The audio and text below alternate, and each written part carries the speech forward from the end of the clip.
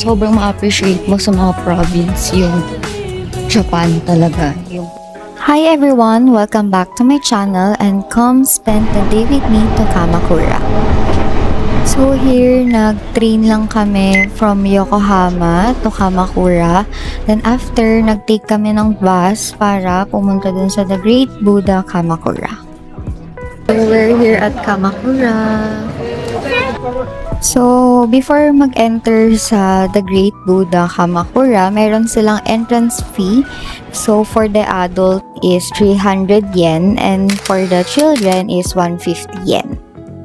So, after namin mag-take ng photos sa The Great Buddha, pumunta na kami dito sa Hasedera Temple, but we decided na hindi na lang kami papasok and pupunta na lang kami dun sa Kamakura na famous sa Slamdang.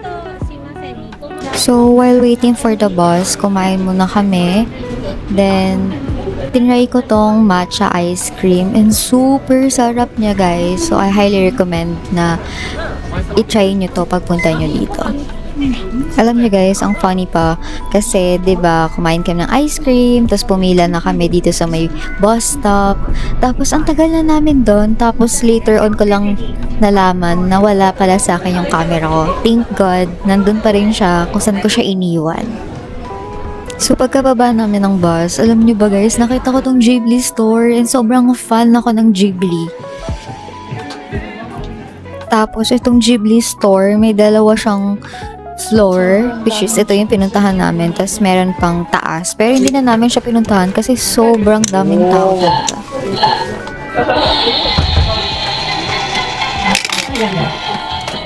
So dito, sasakay lang kami ng train para makapunta kami sa Kamakura Kokomai Station, where itong iconic scene ng Slamdang.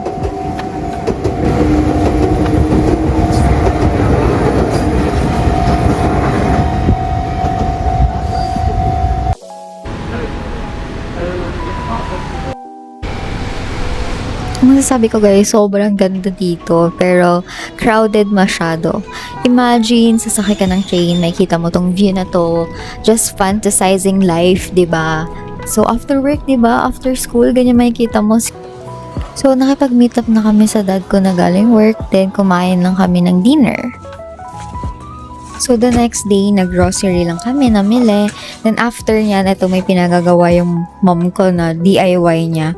And I love living here in Japan kasi kita niya yan, yung slow mornings, tapos just romanticizing life, diba?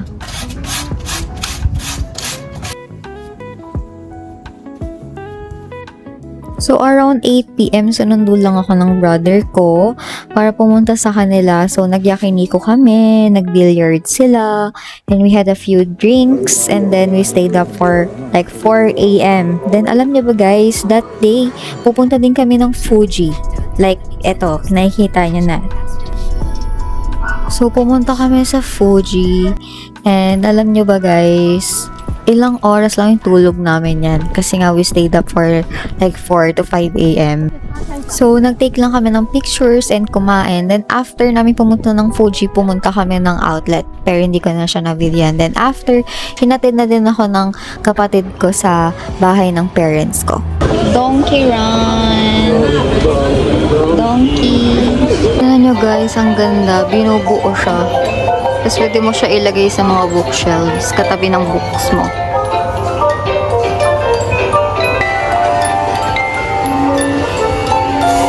Ayan siya guys, for 950 in yen.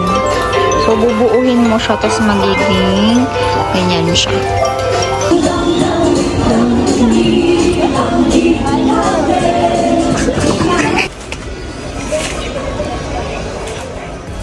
So, the next day, ito na yung may trip kami na 3 days and 2 nights. And the first thing na pinuntahan namin is ito, Chichibu Hitsujiyama Park sa Saitama.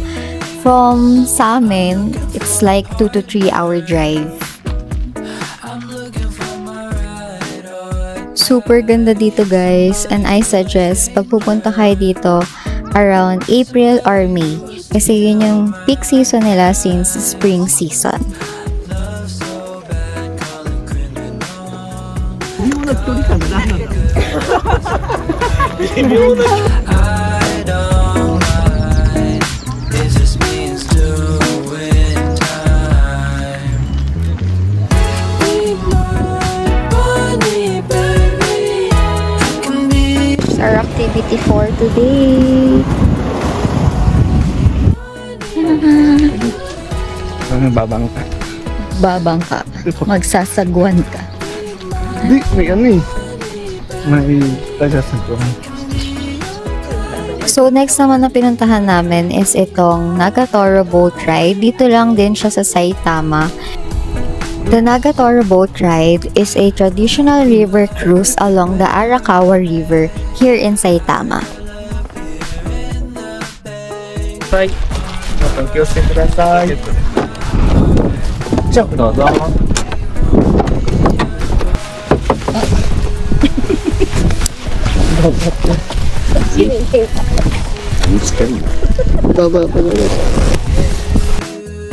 So, yung boat ride is ma-experience nyo yung traditional steering, which is yung flat bottom wooden boats na ini-steered siya by the boatmen using long bamboo shoots or poles. So, aside sa boat, makikita nyo yung scenery na may 600-meter long cliff walls and unique geological formations. Tignan nyo guys, gano'ng kalinaw yung tubig. Sobrang linaw niya and ang lamig ng tubig.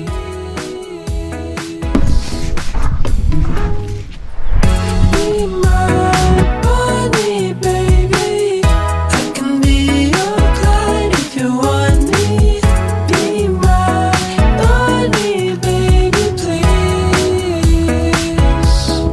Mas prefer ko talaga yung pumupunta dito sa mga province compared sa city. Kasi umay na ako sa city, sa Harajuku, Shinjuku, sobrang daming tao. Dito, sobrang ma-appreciate mo sa mga province yung Japan talaga. Yung culture, yung ganda, ayun. I don't mind. It just means doing time. So, yung next naman na pinuntahan namin is itong Chichibu Kegon Falls. Another one of akyat.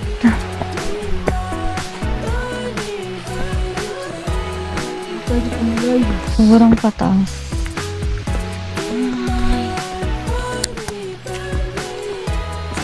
Alam niyo guys, super ganda na itong falls na to. Isa to sa falls na nakita kong sobrang ganda. Pero hindi ko siya marirecommend if may kasama kayong elderly. Kasi kung makikita nyo, walang hawakan. Sobrang liit lang nung dadaanan nyo. Sobrang narrow nung foothold. So, hindi ko siya marirecommend if may kasama kayong elderly.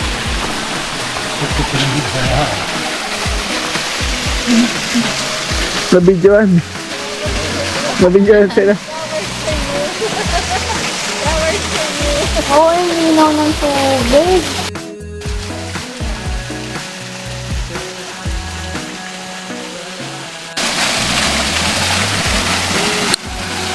Wow, sarap sa kamay.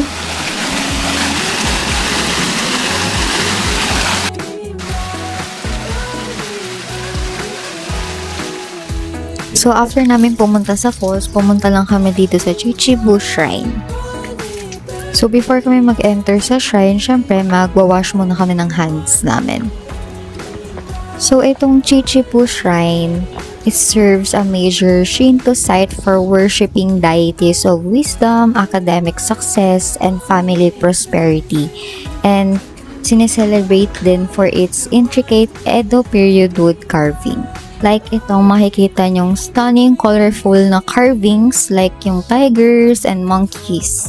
I also got this omamori, a traditional Japanese good lucky charm. So after namin sa shrine, bumili kami na itong strawberry yogurt drink. And before kami mag-head out sa hotel, pumunta muna kami sa Konbini para mamili ng drinks and snacks.